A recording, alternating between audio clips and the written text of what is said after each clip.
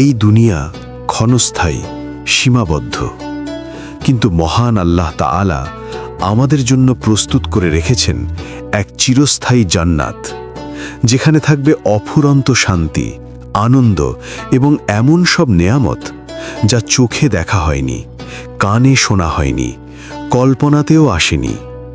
তবে কি জানেন, এই পৃথিবীতেই এমন কিছু ফল রয়েছে যেগুলোর নাম আল্লাহ তাআলা কোরআনে উল্লেখ করেছেন, যেগুলো জান্নাতেও থাকবে। আজ আমরা জানব দুনিয়ায় পাওয়া সেই ফলগুলো সম্পর্কে, যেগুলো জান্নাতের নেয়ামতের একটি ঝলক মাত্র। 1. ডালিম। কোরআনে বর্ণিত হয়েছে, সেখানে রয়েছে ফলমূল, খেজুর ও ডালিম।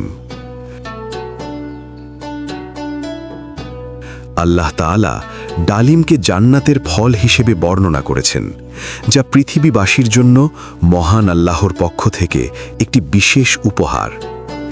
ডালিম দুনিয়ায় সুন্দর, সুস্বাদু ও পুষ্টিগুণে সম্পন্ন ফল। জান্নাতে এটি হবে আরও আকর্ষণীয়, সুস্বাদু এবং এর প্রতিটি দানা হবে নেয়ামতে পরিপূর্ণ। 2. আঙুর। আল্লাহ তাআলা বলেন, যারা তাকওয়া অবলম্বন করেছে নিশ্চয়ই তাদের জন্য আছে সাফল্য, অর্থাৎ উদ্যানরাজি ও আঙুর।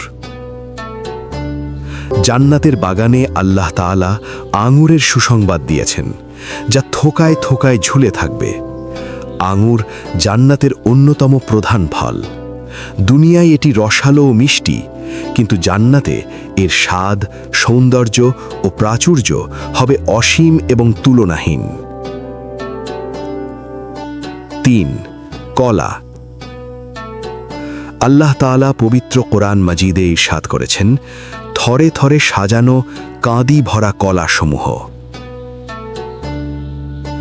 কলাকেও জান্নাতি ফল বলা হয়েছে, যার অসংখ্য উপকারিতা রয়েছে।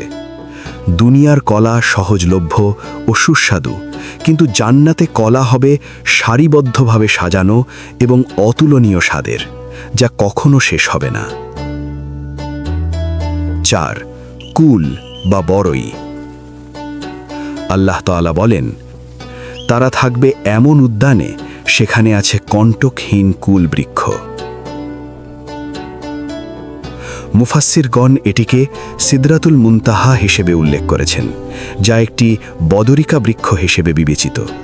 তবে এটিকে দেবদারু গাছ হিসেবেও উল্লেখ করা হয়, যার কাঠ খুব সুগন্ধযুক্ত। 5. খেজুর। আল্লাহ তাআলা বলেন, সেখানে রয়েছে ফলমূল, খেজুর ও ডালিম।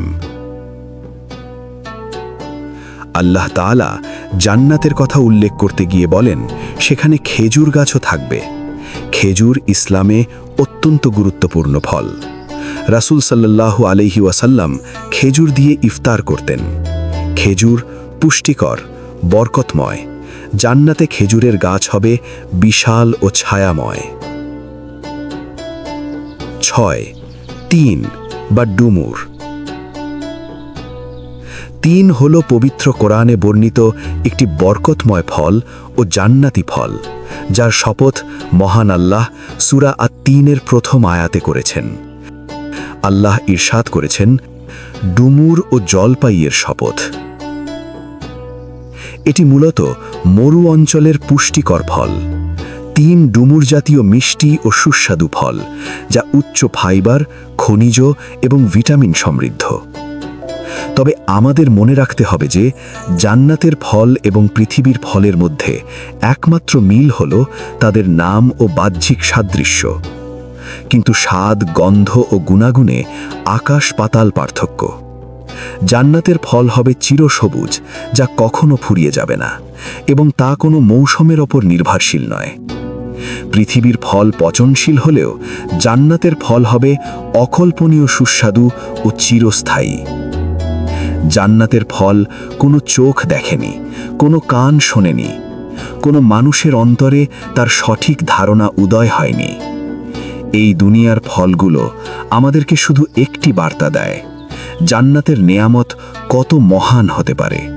তাই আমাদের উচিত নেক আমল করা, আল্লাহর আদেশ মানা, পাপ থেকে দূরে থাকা, যাতে আমরা একদিন সেই জান্নাতে যেতে পারি এবং উপভোগ করতে পারি সেই অফুরন্ত ফল ও নেয়ামত। আল্লাহ আমাদের সবাইকে জান্নাত নসিব করুন। আমিন।